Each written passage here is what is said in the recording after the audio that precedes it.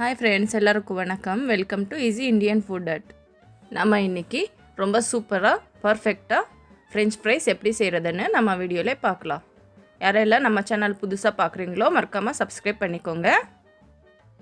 நம்ம இங்கே 1/2 கிலோ உருளைக்கிழங்கு பீல் அவுட் பண்ணி வச்சுருக்கோம். இப்போது ஃப்ரெஞ்ச் ஃப்ரைஸ் ஷேப்பில் கட் பண்ணிக்கலாம். நிறைய மெல்லிசை கட் பண்ணக்கூடாது.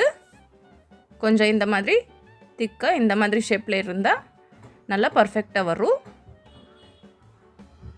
எல்லா உருளைக்கிழங்கு அதே மாதிரி கட் பண்ணிக்கலாம்.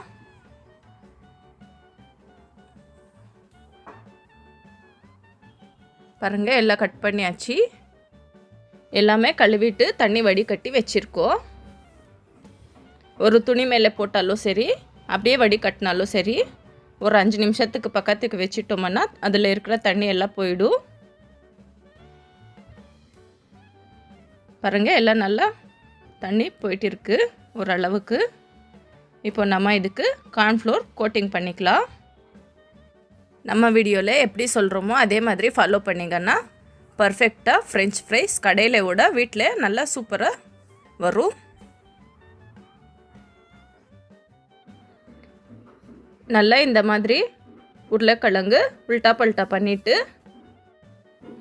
கார்ன்ஃப்ளோரில் கோட்டிங் பண்ணணும்.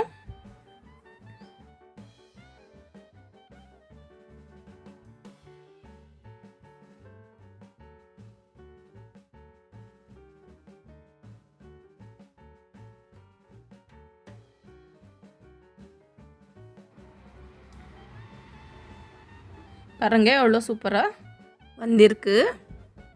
இதே மாதிரி ஃபாலோ பண்ணிங்கன்னா உங்களுக்கு சூப்பராக ஃப்ரெஞ்ச் ஃப்ரைஸ் ரெடி ஆகிடும். இப்போது நம்ம ஸ்டவ் மேலே பாத்திரம் வச்சுட்டு ஆயில் போடலாம். ஆயில் சூடானதுக்கப்புறம் உருளைக்கிழங்கு போடலாம். 2 நிமிஷத்துக்கு ஹை ஃப்ளேமில் வச்சுக்கோங்க. 2 நிமிஷம் நல்லா இந்த மாதிரி மிக்ஸ் பண்ணிவிட்டு 5 மினிட்ஸ் சிம்மில் வச்சுக்கணும் ஸ்டவ்.